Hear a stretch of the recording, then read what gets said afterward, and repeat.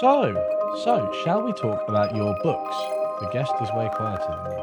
Oh, yeah, that's good. That's my fault. That's because I turned him way down. Now he is turned up. It should be fine. So, yeah, let's talk about your books. The Heretics Guide to Global Finance, Cloud Money, and maybe also your upcoming books. So, for context, for everybody, we read the Heretics Guide to Global Finance. It was actually about a year ago, I think we started reading it, but in my reading group, and it is a really interesting book because I'm surprised I hadn't read it sooner.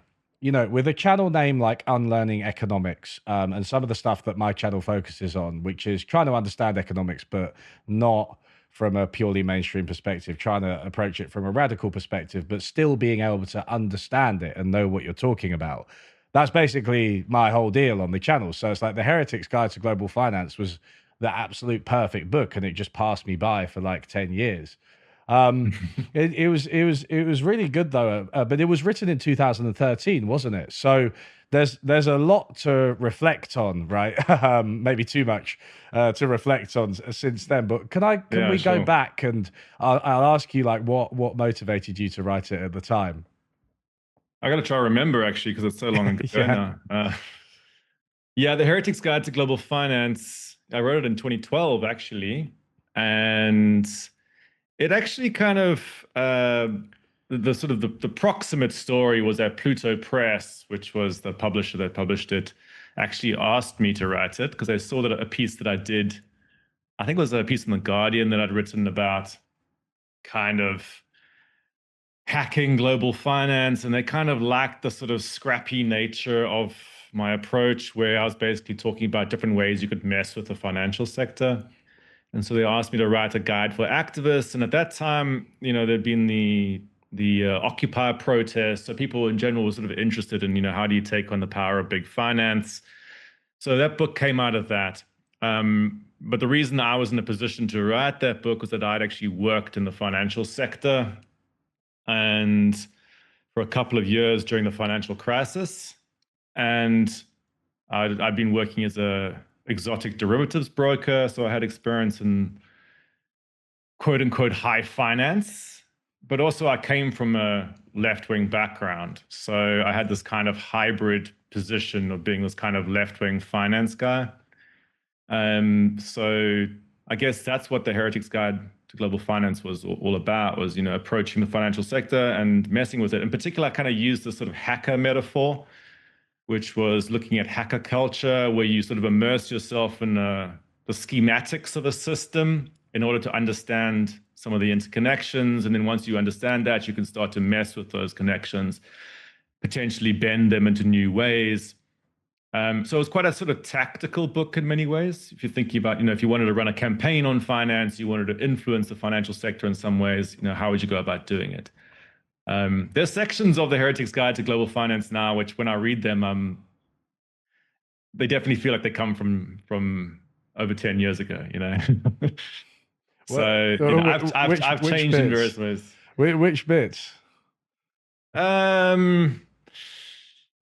Yeah, I guess. I mean, I think what the book is good for, and people still enjoy the book actually, is I guess it's good for just getting a kind of beginner understanding of the financial sector, and it's also quite sort of cheeky and mischievous in some kind of ways. I kind of approach it with a certain degree of like, yeah, irreverence, maybe the financial sector, and I think that's actually great for young people and staff who are wanting a kind of easy kind of introduction into some of the sort of critical thinking about finance. But for example, some of the stuff I was writing about money in it, I find it was way more shallow than stuff I'd write nowadays. It wasn't very systemic in its approach. Potentially, it was just more sort of looking at tactical interventions you could make into specific parts of the financial sector. It wasn't really zooming out to a very big level. But yeah, so I guess there's just some limitations, but hey, it's still pretty cool. And I think there's pirated versions that exist right now, so it's kind of available, floating around on the internet. Yeah, I guess that's within the spirit of the book as well. Exactly. No, I mean, I think it was really valuable though at the time, wasn't it? Because you had this Occupy Wall Street movement, which is kind of easy to forget now. But I think a lot of people were really understandably unhappy with what happened in finance after the 2008 financial crisis. And you were working in finance at that time, so you saw it up close. But also, finance is quite intimidating and it's extremely complicated. And I think that was often used as a way to dismiss critics of the system, and Yeah, and of so course. your Yeah. your book was one, perhaps the main book that sought to fill that gap. So I think it provided a really valuable service, to be honest. Well, I hope so. I know there's definitely been a few campaigns and things that were at least partially inspired by it. I've had people over the years contacting me, telling me about different things they've done after reading it and stuff. So yeah, it's had some forms of impact. Yeah, okay. So this is one thing I was gonna. So I'll tell you about the impact it had on me. So I didn't manage to overthrow the financial sector, but at one point, so this was just recently, but at one point you say one thing to do is actually to go and visit and stand in and near a big bank or a financial center. Now I live pretty close to Canary Wharf. And we were reading it in my reading group, and I was like, you know what, everyone, I'm just gonna go and do it. It's really easy for me to go and do. So I went and went into HSBC. I think, looked around. They have a very nice lobby with some interesting stuff in. I think, oh God, who was it? I think it was Morgan Stanley who seemed less happy for me to be there. And the security guard sort of approached me, and I just sort of ran away because it was a much smaller lobby as well. So I was like much more conspicuous. Yeah, yeah, that's cool. Yeah, but it's good, right? Because the point is you're demystifying it, right? You're not imagining it as some kind of weird caricature or conspiracy. It's just sort of a building where a lot Yeah. of stuff happens.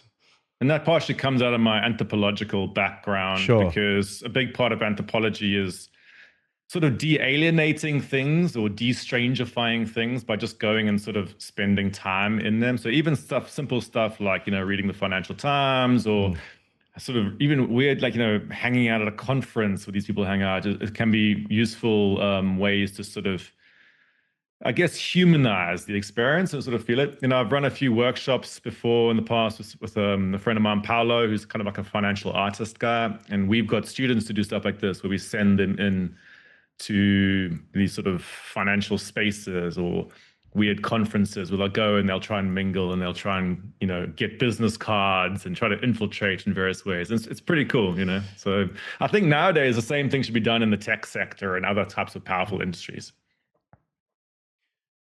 Yeah, where would I go in London? I'm asking you very specific questions now, but where would I? Because it's not as obvious as Canary Wharf. I'm just trying to think. Like the Google building is, where is it?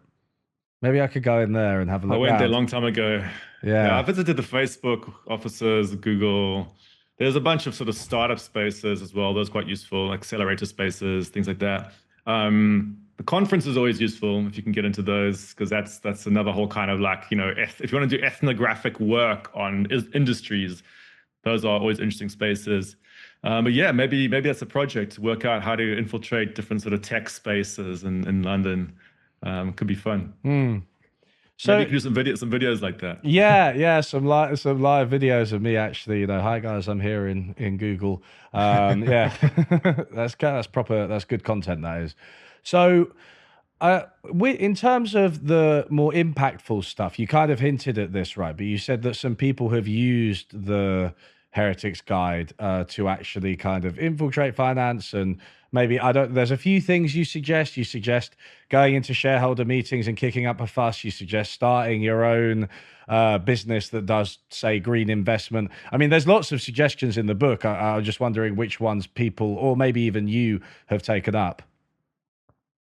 I mean, I'm trying to recall the different stuff. I mean, not everything's worked that people have told me about, but for example, the Cooperative Bank Customer Union, which is the co-op bank was one of the few sort of attempts at a cooperative ethical bank in the UK, and then it got taken over by a hedge fund at some point, and a bunch of the customers got together and formed a union to try and protect the mission of the bank.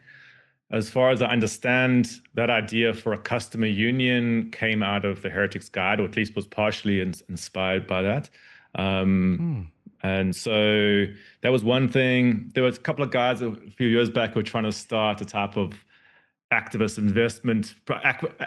private equity fund. There's a crew that I've sort of hung out with over the years that's done sort of activist hedge fund work. Strangely, actually, probably the most contemporary story has been, I don't know if you know about Blue Sky. Yeah. The CEO of Blue Sky was one of the early people who kind of was into my work. But she was working in the tech sector, Jay Graber.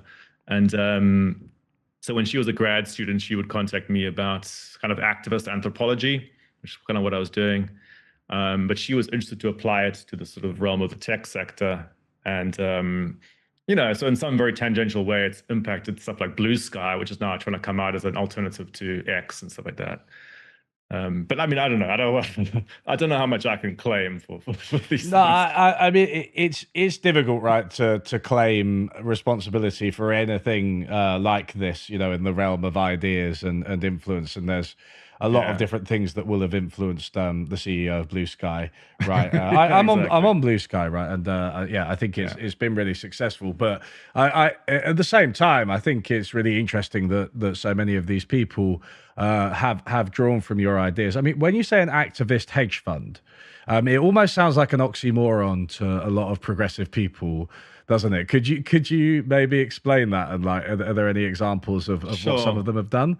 I mean, a lot of the kind of vibe of the Heretics Guide to Global Finance was, and in some ways it reflected the spirit of that time, sort of occupier times, was thinking about hacking. And, by hacking, the sort of deeper philosophy around hacking, it's not just about breaking into computers, right? Like the sort of, if you hang out with actual proper hacker spaces, the real deep philosophy in hacking historically is about how do you take alienating systems, bureaucratic alienating systems, whether they be technological or political or whatever, there could be many different types of systems, and make them less alienating and kind of remove the user interface, basically. Because most of the alienating systems we experience, whether it be like, transport for London or the financial sector or, your iPhone, they sort of just presented to you with a kind of user interface, and you just sort of touch it and try to interact with it, right? And maybe you get an instruction manual for how to deal with it.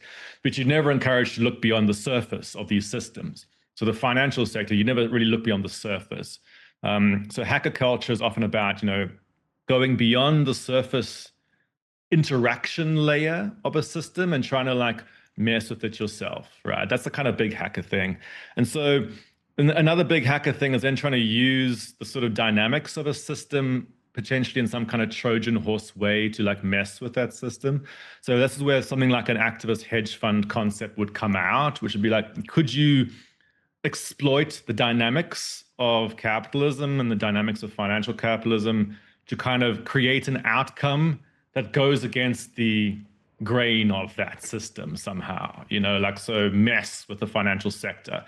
It's easier said than done. I mean, some of these, for example, there's a group called the Economic Space Agency, which has run something called the Robin Hood Activist Hedge Fund. They were trying to do an activist hedge fund for a long time where they built like a cooperative structure and try to do algorithmic trading to then empower like left-wing anarchist groups and places like Greece and stuff like that. They end up being slightly more conceptual than, necessarily things that work for a long time, but they can be very interesting experiments.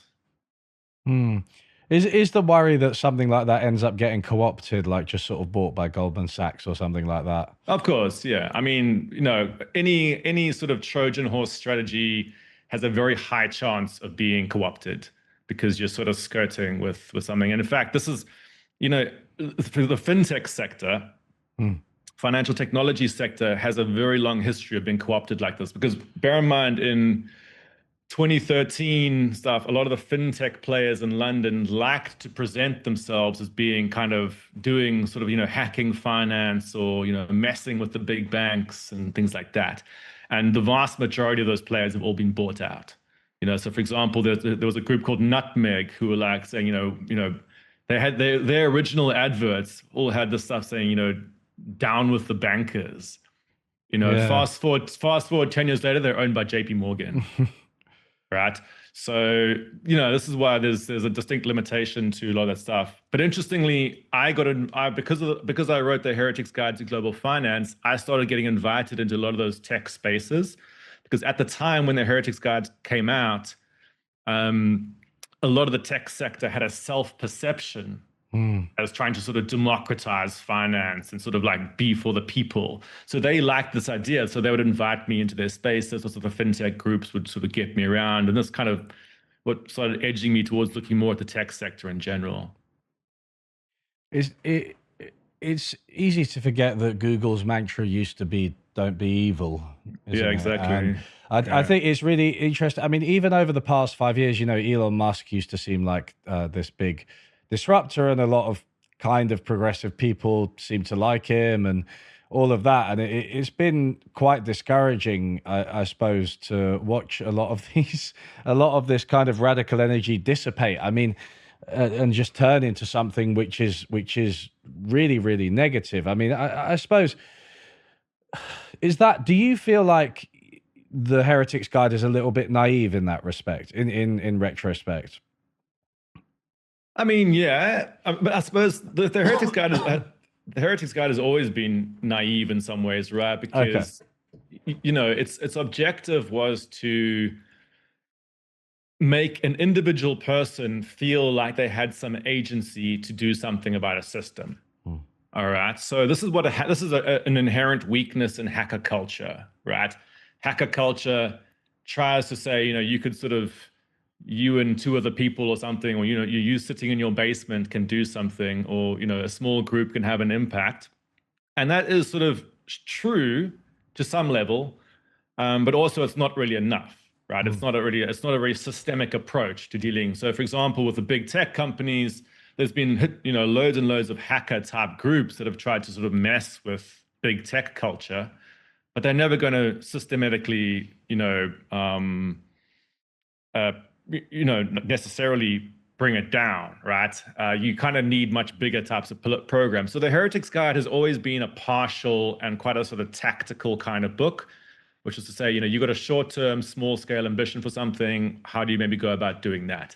But it's not necessarily like a program for a total change of a system. So yeah, in some ways, it's always had naive elements, which can also be a strength, though, right? Because especially for younger people, people in sort of teens or people in university, sometimes they kind of need that sort of ethos to sort of be motivated to do stuff. Definitely. I think, the explanations and approaching it with like a sense of curiosity and sort of impishness was a really good way of framing it. But I guess it's quite good to hear that you kind of see it as one part of the whole, and that there's lots of regulation, because I don't see a future for finance and tech that doesn't just involve straight up trust busting, the big players being broken up, all of it, being sued for fraud properly, all of this type of stuff, and having shareholders wiped out for wrongdoing and all that kind of stuff. I think that's like, you need those really, really, of course, yeah, big movements as well. I think there's also a kind of a life cycle to a lot of activism, though, because, as I said, sometimes for younger people, to get them introduced into bigger ideas, you kind of need smaller scale starting points. So they kind of get to learn the limitations of different approaches. So, I think even sort of ineffective forms of activism can be very useful to sort of scale a person's imagination to something bigger. Yeah, I mean, you start by learning about finance and by kind of hacking it, right? And then you might move on to work in antitrust or something. Yeah. That's the hope. Okay, no, I don't. Yeah, I completely understand that. I mean, you've mentioned fintech a few times, because I'll ask you about your newer book, Cloud Money, because you talk about fintech a lot in that. So, can you just tell us? And you take as long as you like. So your major concerns in this area with what you call the war on cash. Yeah, so Cloud Money is basically a book about the fusion of big tech and big finance, but then how that manifests in the cultural realm as a ideological attack on the cash system, right? So the real theme of cloud money is about fusion between mega corporations, right? The fact that the tech sector relies upon the digital finance infrastructures, and there's no such thing as Amazon without a gigantic digital finance infrastructure, right? Like, and so in many ways, the big story over the last 15 years has been, the growth of that interconnection between those industries. But in the sort of cultural realm, it's turned up around this demonization of the cash system. So cloud money is kind of looking at how capitalist acceleration and expansion processes turn up in our everyday life through, for example, like your coffee shop suddenly refusing cash. So yeah, that's kind of like the sort of broad level of it. But the book comes out of, as I said, with the Heretics Guide to Global Finance. After that book, lots of these tech players in the fintech industry liked to think of me as being a person who was aligned with them. All right. So they'd be like, oh, we also do hacking of finance. Oh, yeah, we also do democratization of finance. We're doing alternative finance by building in essentially some automated thing.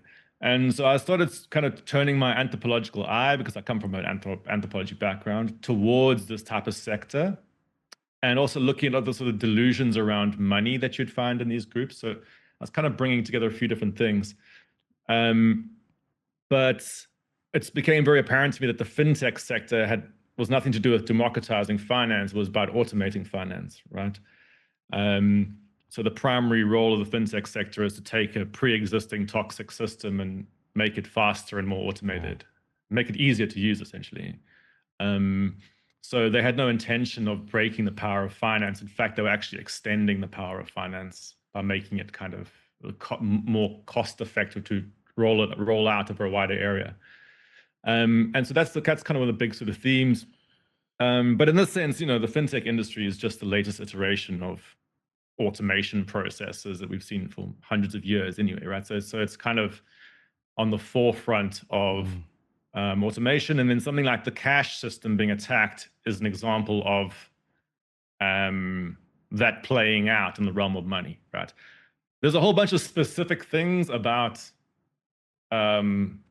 cash and money that are peculiar. So I guess the book is looking at, on the one hand, about a generic process that occurs under capitalism, which is automation. All right. It applies to many different industries. But then it's looking specifically at the automation of the monetary system, which then brings out a whole bunch of sort of sub-problems and sub-issues which are quite unique. All right. So the book goes a lot into the structure of the monetary system, and how, if you undermine the cash system, you end up actually undermining the overall monetary system itself. So it's looking at a kind of contradiction of capitalism in many ways, which is that the banking sector and the big card payments companies and stuff and the big tech companies all have an inherent interest in disrupting the cash system. But as they do that, they end up actually undermining the monetary system more broadly, which isn't in their interests, just creating a bunch of kind of conflicts in the system. That's a bit like, that's very high level, the kind of. Well, I mean, because John Maynard Keynes talked about liquidity preference, didn't he? Which was this idea that cash in a modern economy, it could potentially be something else, but it's cash for us, is the most liquid, and therefore people will always want to hold on to it for insurance and in times of emergency. And that's why you see people withdrawing cash during COVID, as you document.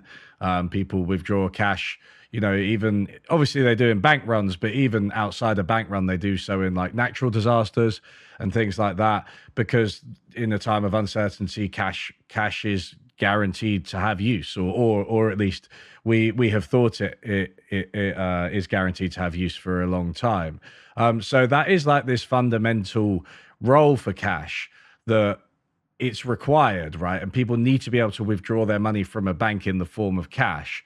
But banks take steps such that is less and less feasible And is that the contradiction that you're talking about? Because if it's not possible at all, then aren't just people just going to stop using the financial system because they're like, well, I can't get my cash out? Is this the problem? I mean, there's different layers of it. Mhm. So at a very sort of immediate layer, there are particular players who have an interest in ending the cash system, specifically the banking sector and players like Visa and MasterCard. Okay, these are players that directly lose when you use the cash system. Okay, so from a capitalist profit optimization perspective, they try to stop the cash system. Banks actively do this. It's well known in central banking circles. If you speak to central bankers, they'll just say the banking sector tries to shut down the cash system, because the way to kind of view it metaphorically is to think about the digital money that we use, aka when you're tapping your contactless card. It's a bit like using digital casino chips. Okay, so those units that you see in your bank account are essentially casino chips issued in digital form by your bank. All right. And that's what we call cashless payment. It's using this sort of second tier form of money issued by the banking sector. What sometimes economists might call M1. I forget what the specific jargon is, but basically they're digital casino chips, right? The banking sector wants you to use those chips because they make money from that, in conjunction with Visa and MasterCard. Also, they get data from that. All right. Also, it gels with all their new automated systems, like their digital banking platforms. So there are these sort of specific players that have an interest in trying to move you away from the cash system and get you to become dependent upon their digital casino chips, as it were. But more broadly, those players are also within a much larger economic structure.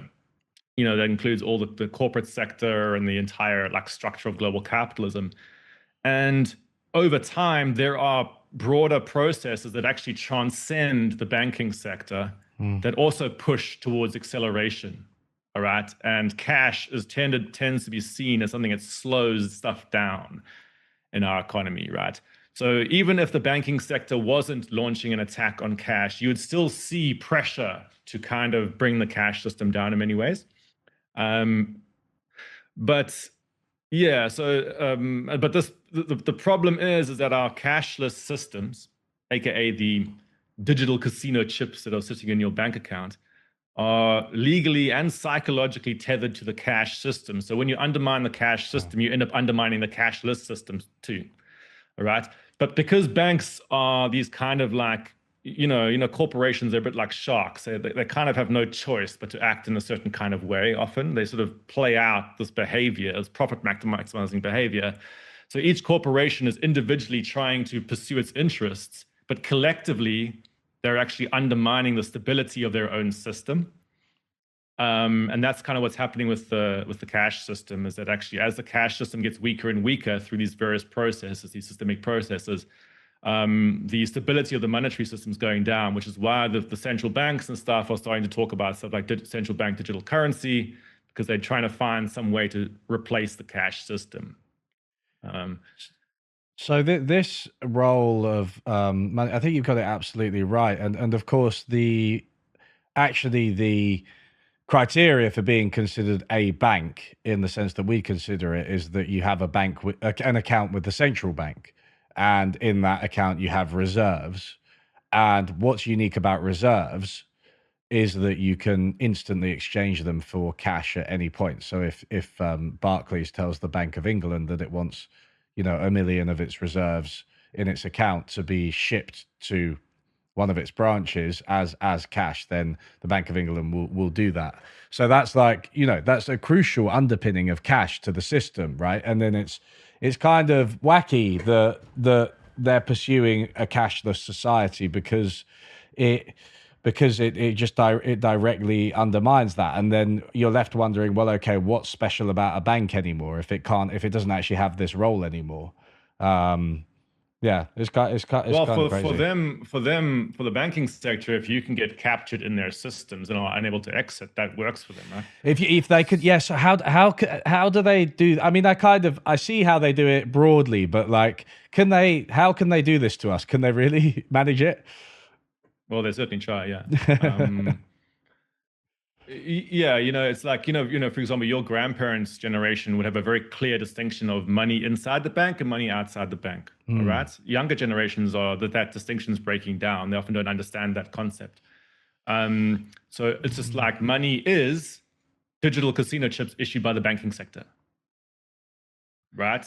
So that breaks down in times of crisis, as you mentioned, when there's, for example, bank runs or big types of sudden crises of trust in the banking sector. But what will actually happen in the context of something like a cashless society is that having undermined the cash system, all the banks will lobby the government to then deal with the problems that emerge, to say, oh, it's up to you to now extend deposit insurance so that nobody panics when there's a system failure and stuff. So they're basically trying to wean people onto total dependence on the bank digital systems, and to get people essentially to forget that there once was actually an outside to the banking sector, all right, which is partially working, right? There is lots of young people who are being born into these digital systems are starting to forget that there's this outside to the banking sector, in the form of essentially, again, to use the kind of economist jargon, M0 money, your monetary base, right, which takes the form of reserves or cash. Those are interchangeable forms. The only form the public can access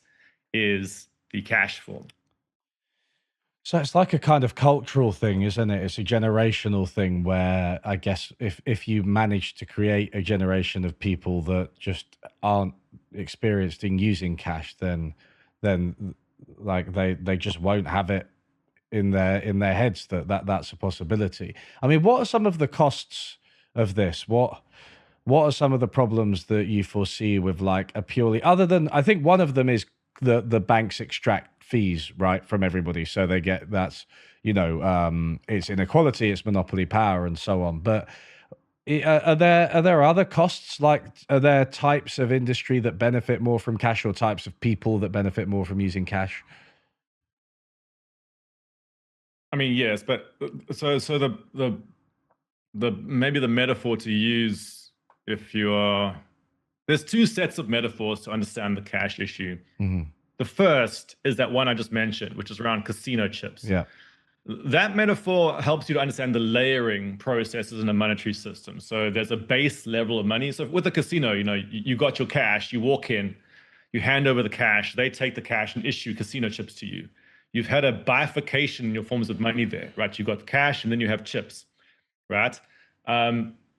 Many ways the banking sector is similar. The banking sector issues chips. The banking sector can issue chips far in excess of its reserves, which is what sometimes is referred to as fractional reserve banking or credit creation of money.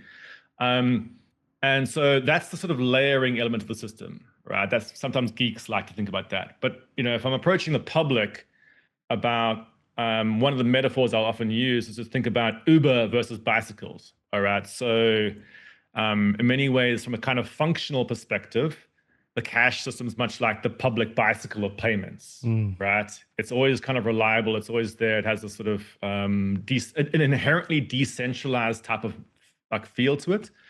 Whereas all the digital systems are essentially like the Uber of payments, right? They involve corporate centralization and intermediation. So if you had a total Uberization of payments, which is what a cashless society would be, you would have a huge problem of centralization of power in those intermediaries. But you can actually use the metaphor of Uber to imagine what would happen. I mean, for example, if you had a society where the only means of transport was Uber, you'd have huge exclusion problems. You'd have a massive ability to sort of control people's transport movements. You'd have massive resilience problems in the sense that if the infrastructure goes down, your entire ability to move disappears, right? So it's very similar with these cashless or these digital payment systems, is that you have centralization of power in a corporate oligopoly. You have huge surveillance problems, data extraction. You have censorship problems, basically the ability to exclude people and include them. And you have massive resilience problems where you have systems failure, hacking attacks, cyber attacks, just general electrical failures. You also have a massive delocalization effect, right? Where essentially every local interaction in an economy starts going through a central player rather than locally happening. So there's massive sort of centralization of power in the economy. And you also have a bunch of problems around the stability of the banking sector. All right. So you basically have mass formalization. That's a lot of problems. Yeah.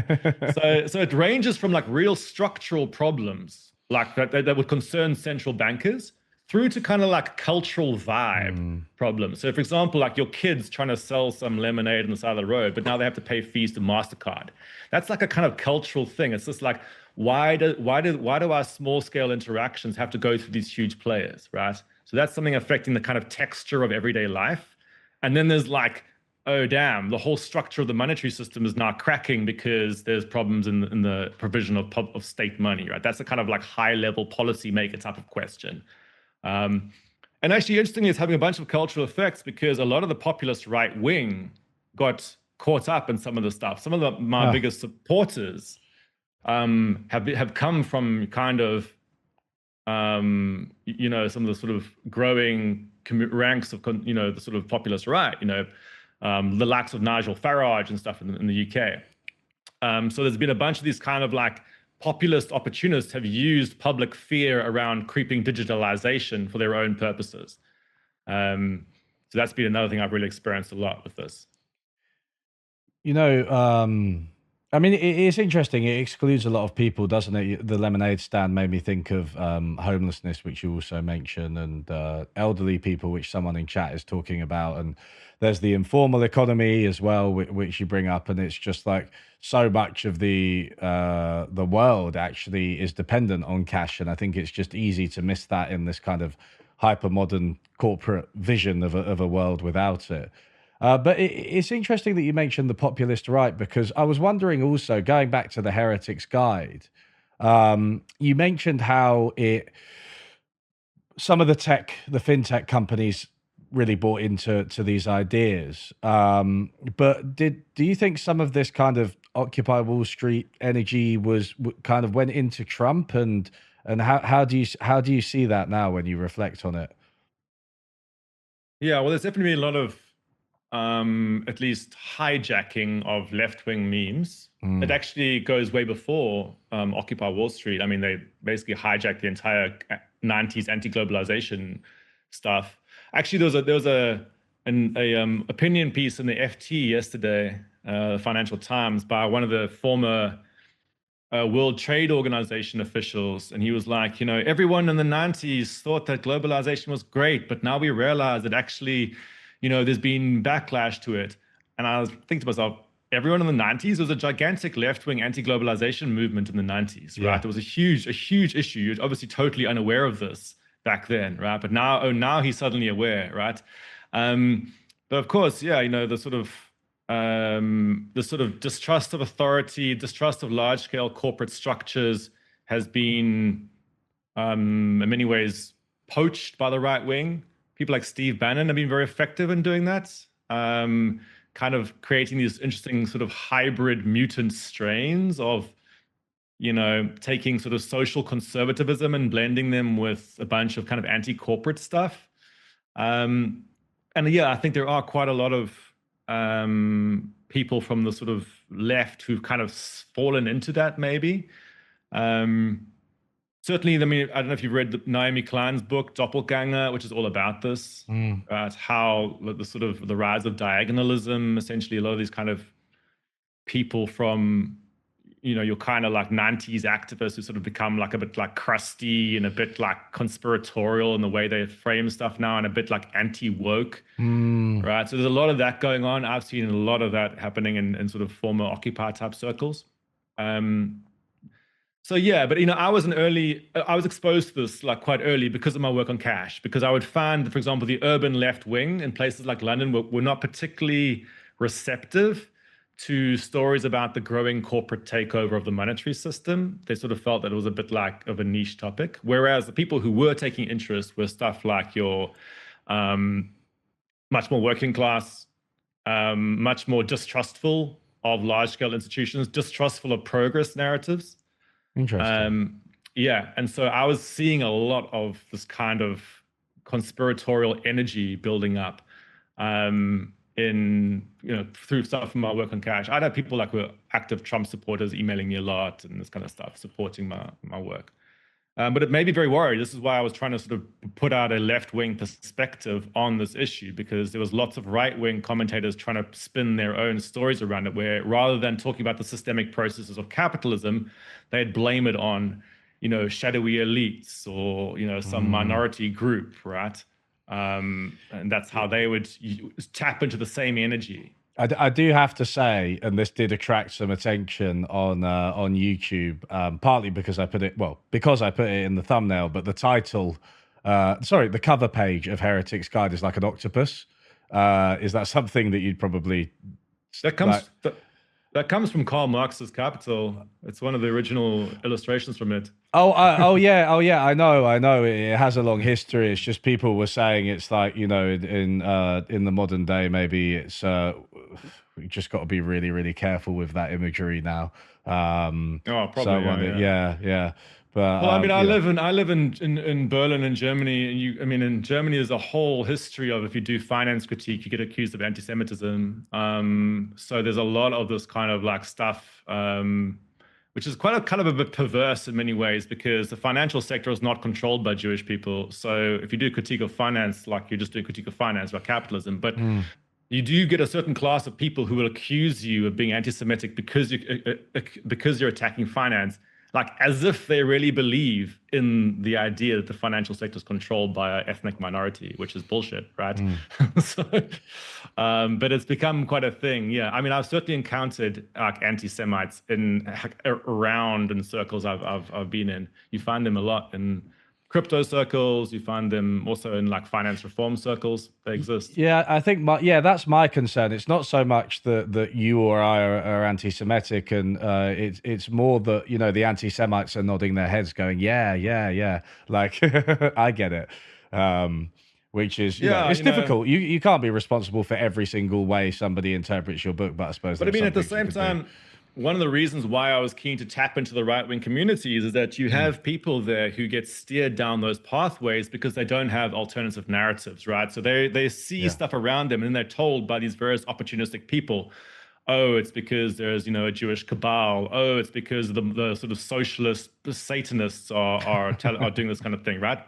And they get given these narratives, and you kind of you have to sort of wade into that in some ways to kind of give them more systemic, structural type of explanations for things. In many ways, I try to, I think about like sort of witch trials from the sort of 1700s and stuff. The way that those were pitched. That, for example, there's an example from Denmark where a bunch of women were killed because there was a storm where some sailors were killed during the storm, and then these women got accused of creating the storm through witchcraft.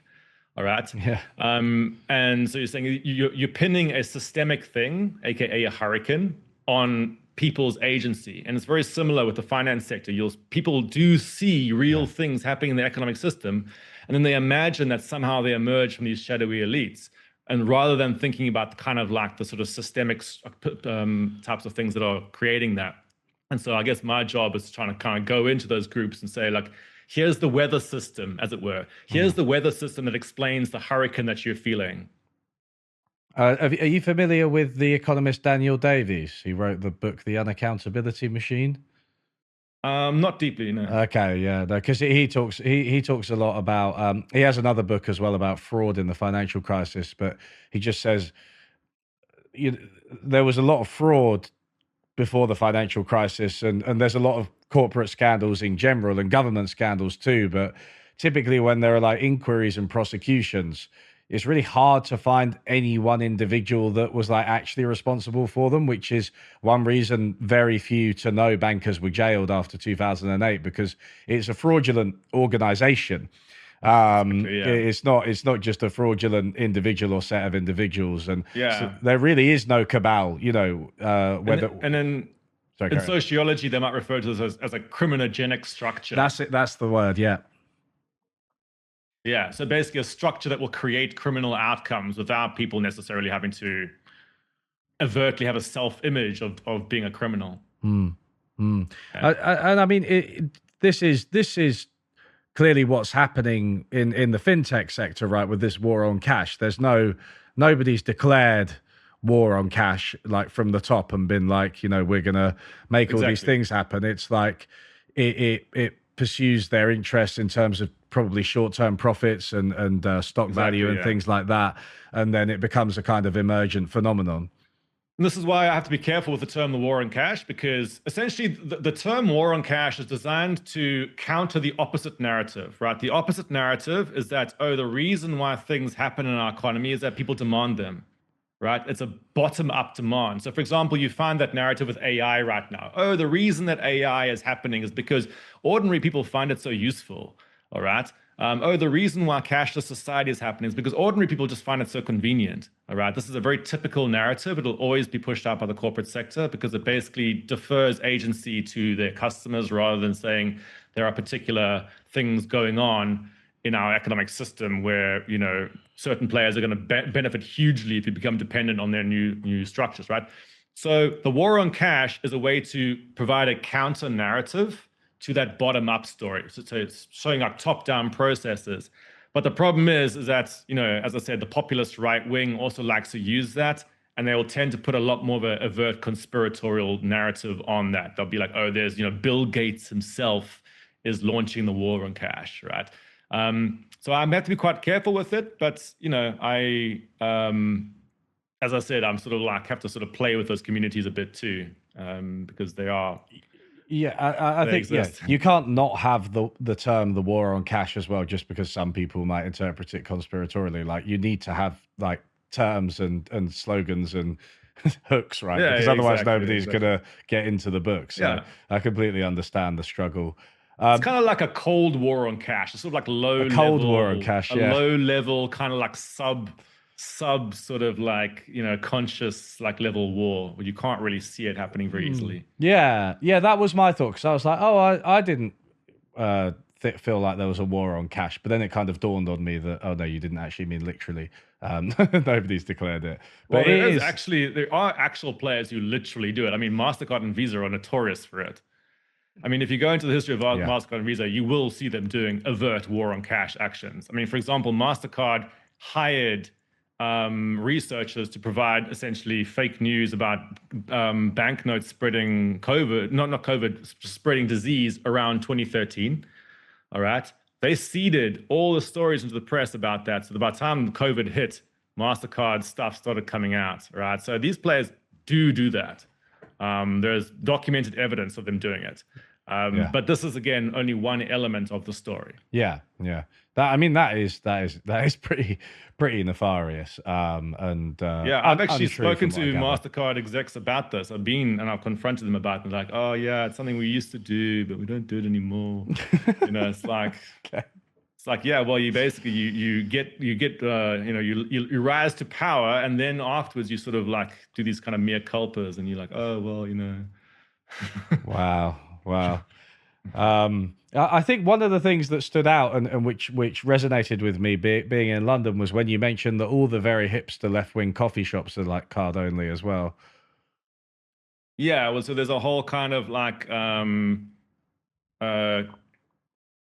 connection between corporate capitalism and gentrification, right? So like how, which probably requires a whole study in itself, the sort of cultural affectations of certain parts of like the middle class population and how they often don't perceive any conflict with large sort of forward-looking institutions. Often they kind of like culturally align with players like PayPal and stuff, even though PayPal's run by like one of the most evil people in the world. Who started with Peter Thiel. I mean, this guy is like the sort of, you know, some of the players behind PayPal are incredibly regressive players, right? But they'll nevertheless, the way they present themselves culturally is as progressives. So there's a whole bunch of sort of progressive aesthetics and like vibes that kind of go with digital payments and automation more generally. And sometimes there's a alignment with certain forms of, I don't know, elite cosmopolitan leftism. I don't fully know how it works, though. It's quite complex. You said that there's business advantage, like financial advantages to using MasterCard and Visa as well, right? So it's like a lot of these coffee shops probably have quite fine margins, and that's probably a part of it. That's debatable. You think that's debatable? It's okay. Debatable. I thought it was in the book. I might have misread.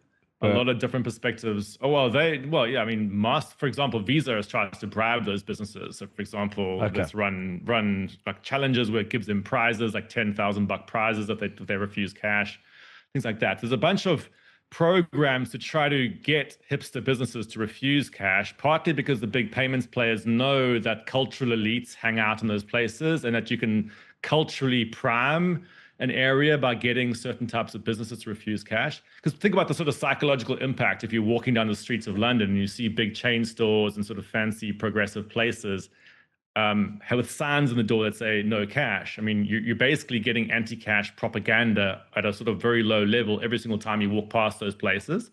So for players like Visa and MasterCard, there's a reason why they go to the world's biggest cities and try to hit those businesses, because they know that that's where all your journalist class hangs out. It's where all the sort of politicians are. It's sort of, you culturally prime your elites of the society like that. They're not going to go do that in some small town. They don't care. I mean, that'll happen later once the cultural precedent is set. That's really interesting that they took that strategy. It's very deliberate. It's very deliberate.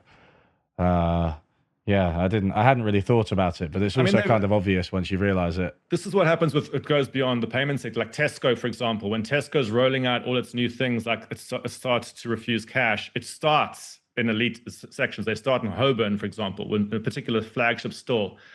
They say, this is where we will test out our new cash refusing store. It's also where they'll roll out all the self-checkout counters, all the new CCTV systems, basically where you like get treated like you put in some panopticon, right? They have these like new systems that like watch you as you're doing the self-checkout. These guys know where to roll these things out. You know, they do it in places where cultural elites hang out first, right? Because if they go to other areas where there's lower trust in corporate power, they get a lot more blowback. Yeah, so if you go to like a local town or something with all of this, the sort of checkoutless thing with all the cameras and you know all then people just won't like it because they'll probably use cash more, and they'll probably be less forward looking in the sense of like bothering about tech. They're more alienated by it. Yes, definitely. Yeah, exactly. Let me ask you the inevitable question. What is your view on crypto? Where does crypto fit into all this more specifically?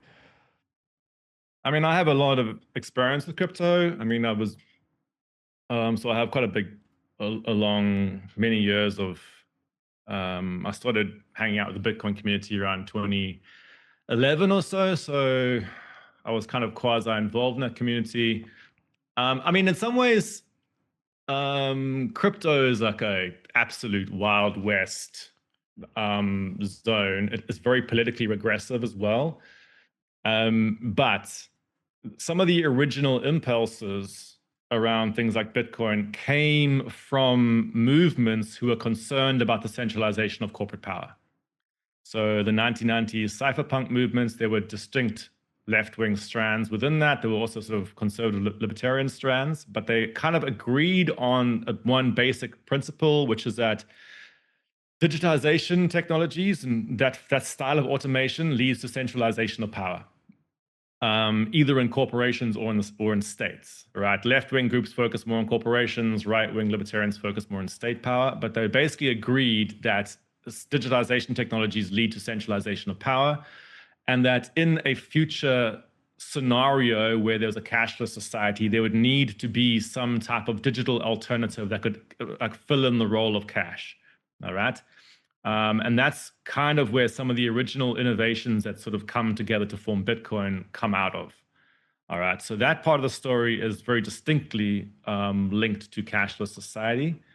Bitcoin itself, though, is a lot more complex because it has a lot of conservative libertarian dynamics to it, a fixation on commodity money in particular, which means even though the infrastructure itself is quite radical in terms of the actual sort of decentralized infrastructure has a lot of interesting potential, what they've implemented on that infrastructure is very conservative. So the Bitcoin system itself has largely, it follows lots of conservative tropes about how money should be or what it's supposed to be. So that's like on an ideological level. Yeah. on a level of reality rather than, ideology, it doesn't operate as money. It operates as a speculative object that you can move around. So it has a huge impact in sort of just distracting people. So some of the two big things that have come out of Bitcoin is one, teaching 16-year-olds how to think like Margaret Thatcher, or to have an austerity mindset, believing that money is a scarce commodity. Yeah. And secondly, it's just distracted a huge amount of attention into kind of speculation. There is a sort of third property that comes out of Bitcoin, which is that, and this is a bit more complicated, a topic potentially, but I write quite a lot about this, which is that the Bitcoin system does have use, but not because it's a monetary system. The Bitcoin system is a system of movable, collectible objects with prices, but those digital collectibles can be used for exchange via a process called counter trade, right? And counter trade is basically when you use any object in the world, you use its monetary price to exchange it with something else, right? And I can go more into that, but basically Bitcoin's a highly counter tradable digital collectible, and that can have certain useful things, right? You can use that thing for exchange. But it actually operates almost like a parasite on the monetary system rather than an actual monetary system in itself. It relies upon its dollar pricing to have that property of counter trade, which then gives it exchangeability, which makes it sort of seem money-like. All right. Bitcoiners hate this when I show how this works, but basically that's how the Bitcoin system works. But yeah, there's lots of interesting experiments. There is a friend of mine, Josh Davila, who runs the Blockchain Socialist podcast, where he goes a lot more into sort of the left-wing potentials, or the kind of more progressive potentials of crypto technology. So they do exist. There is a progressive community around crypto. They're in a minority in general, because the majority of it is basically incredibly libertarian, and relies upon very like austerity mindsets and like fixation on gold as a type of money and stuff like that, right? But there is some interesting potential at some level. So I'm not completely like anti-crypto.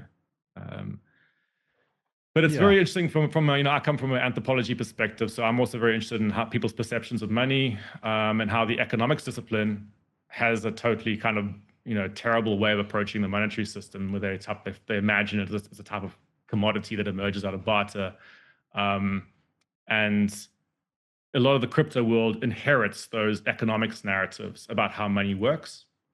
So anybody who's interested in dismantling the sort of economics discipline also has a lot of work to do in the crypto space.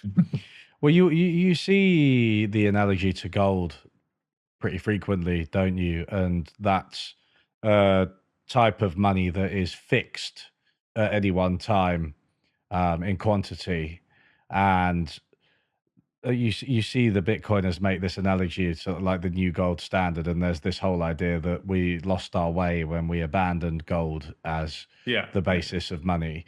So they're trying to bring that back, and I don't think that really makes much sense economically at all. It's kind of this weird, libertarian economics, and basically the amount of money in the system should be somewhat proportional to the amount of economic activity in the system, and like it expands when the economy expands, and there's no reason that the quantity of gold or Bitcoin would map onto the amount of money that's necessary for the economy. It just doesn't make any sense. That position also comes out of their libertarian starting points of how you imagine economies, right? Because in the libertarian worldview, you imagine economies as a collection of individuals, rather than, so they imagine a kind of the starting point of economic interaction as independence. So like solo atoms who then interact, then move apart. If you have that starting imaginary of an economy, you have to then develop a theory of how these people consistently interact. So this is what economists do when they're inventing barter theories of money. They'll say, oh, all these solo individuals are somehow trying to barter with each other, and that's inconvenient. So then they invent money to sort of solve it. And money is a kind of universal commodity. And they then sort of a priori imagine gold as the ideal type of thing to serve this function of individuals trying to trade. And then Bitcoin's the sort of latest version of that imagination, all right, to say, oh, well, now we found the digital gold, so now we have the ideal form of money that takes over from where the gold standard left off. But the whole thing is a kind of a priori thought structure built from the opening assumption of solo individuals being the unit of analysis in an economy. All right. So this is where anthropologists have been, they hate economics for this reason. It's just like you start from a totally unrealistic starting point, which is the idea that people are individuals, rather than people are parts of an interdependent whole. And so a lot of that fixation on sort of commodity stuff like that actually comes out of this abstract starting point in economics. Because most libertarians who fixate on gold have never actually experienced the gold system. They don't even know how the gold system works. So their own accounts of how the gold system works don't map onto how the gold system actually operated, right? Because it's a sort of modern day imagination generated from libertarian philosophy. Yeah, as opposed to actually going into the history of how money emerged. And David Graeber always deserves a shout out in this conversation, of course. But how money actually emerged was as debt, and debt is inherently a relational thing. Yeah, So I mean, it always has been. even gold systems had distinctly fiat elements to them in Yeah. historical times, right? Yeah. So even on their so even when there was these kind of commodity money systems, they operated with debt-like dynamics to them. Yeah, there's this. I mean, I remember talking to or arguing with anarcho-capitalists about this in years and years ago. But there's this idea that no, literally, the amount of money is just the amount of gold, and there's just cash and coins, and there's somehow no lending and no banks and everything, and it's just this really weird vision that I don't think has ever been true, and I don't think it ever can be true, because I think that people create different forms of money. I think somehow or another, they'll, even if it's just an IOU, that's kind of a form of money, right? So people do that, and you can't really stop them from doing it. And it's especially for libertarians, it's a really weirdly restrictive vision of how the monetary system could work. It emerges from their opening starting point, which is independent individuals. So they have a moral aversion to debt, essentially. The moral aversion to debt emerges from the fact that they imagine that what the morally superior position is to be self-sufficient, right? So they'll imagine what a true self-sufficient person is somebody who's the true morally superior person is the one who's self-contained. Yeah. Right. Now, if you have that as your opening imaginary in your system, you imagine that somebody who's in debt is somehow kind of in this situation of guilt of some sort. They're kind of not fully, they're not at their proper starting point, right? And anthropology, of course, just thinks it's ridiculous, because informal reciprocity, basically forms of mutual indebtedness, are the foundation of human society and of individuals. You can't exist unless you're in debt to others in various ways. This is what David Graeber's debt book goes into, is that there's basically debt is fundamentally at the structure of society. So if you have a thought system which imagines that people don't exist in a society, that as Margaret Thatcher said, there is no society, there's only individual men and women. If you start with that perspective, you imagine that debt essentially is a kind of morally inferior position. And from there, you fixate you have a fantasy of a debt-free society where everyone's using commodity money, right? And that's the kind of the ideal Platonic vision that they kind of push out. And the interesting thing is that it actually has a political function, because conservatives know that that is actually an unrealistic system, but they like to have that Platonic ideal floating there in the background, because it enables them to do things like austerity. Right? Yeah. And when they want to break labor, for example, they can draw upon the Platonic ideal and say, oh, we don't have enough money to do X, Y, and Z, so therefore, so there's a whole bunch of political functions to this fantasy of the debt-free individual. Well, that reminds me of monetarism as well, because that was an attempt not to restore the gold standard, but to restore something like it by controlling the amount of money that was in the economy, by controlling the money supply through the central bank and keeping it to some kind of fixed growth rule. And what you actually ended up doing was it didn't work, but you ended up breaking the back of labor, because interest rates went up loads. and that was really bad for unemployment. And you kind of subdued inflation that way because workers and unions were no longer able to make wage demands. And I don't know that I'm sure there were some people who genuinely believed in this idea, but the function it served, right, was exactly what you said. It was bad for the workers, and it was good for the right-wing vision of the world. Yeah, creditors basically like society to believe that money is scarce. Yeah. Right. So yeah, it's as simple as that in some ways, isn't it? Yeah, because obviously if you hold the scarce money, then you have a lot of power. Right? So yeah, that helps them like that. That's why they like that sort of imagery of gold. And that's, if you look at the MMT movement, for example, in the US, modern monetary theory, a large part of what that movement was trying to do, what still tries to do, is to say, get rid of the commodity imagination that's pasted over fiat money. Because the commodity imagination is used to constrain the imagination of what you can do with that system, right? Deliberately used to constrain it. So if you speak about a non-commodity money as a commodity, you're deliberately trying to constrain imagination. So you'll see the way that conservatives respond to things like MMT is that they have all this kind of like panic, this moral panic. If you allow this thought system to exist, if we accept that money isn't actually a commodity, there'll be chaos in society. Society will break down because people will just be able to spend all the time, right? From a kind of like credit theory of money perspective, where you see money essentially as a credit system, this is not a problem, right? But within that kind of conservative imagination, you sort of imagine the universe imploding if people start to believe money isn't a commodity. I think the MMT approach of understanding the institutions that create and back money is absolutely the right one. Have you read the book Central Banking 101 by Joseph Wang? No? I'm surprised. It's like it's kind of like the Heretics Guide to Global Finance without the heretics. So it's quite a good little examination of the plumbing. But it's really good. But one of the interesting things about it is he's kind of a mainstream guy who works at a central bank in the US. I forget which one, maybe one of the Feds. But he right at the end he addresses modern monetary theory, and he basically says, yeah, they're correct about like how money is created and that there's not really any limit on it. But the limit is the credibility, right? It's the expectations by not having an inflation target. Yeah, exactly. So inflation could run out of control. That is the MMT position. The MMT position is that inflation is a constraint in the system, not the amount of money. Yeah, absolutely. But I think it's interesting because despite it being a very technocratic book, it feels like he's kind of doing what you were talking about. He's sort of fear-mongering a bit and saying, well, okay, it's technically right, but like the system could collapse if we don't treat money as inherently scarce. I thought it was kind of it's very interesting. Yeah. I mean, it's actually sometimes openly admitted by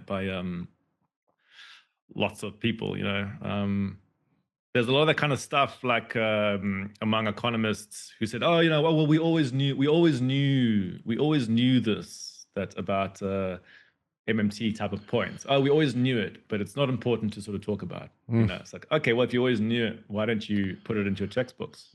Like it's it's my eternal struggle with economists. They always knew something that they were dismissing 10 years ago. It's exactly.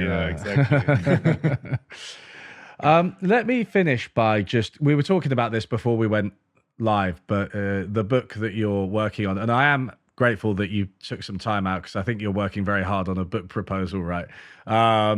Is it, well, I don't know, is it a secret or can you tell us a little bit about it?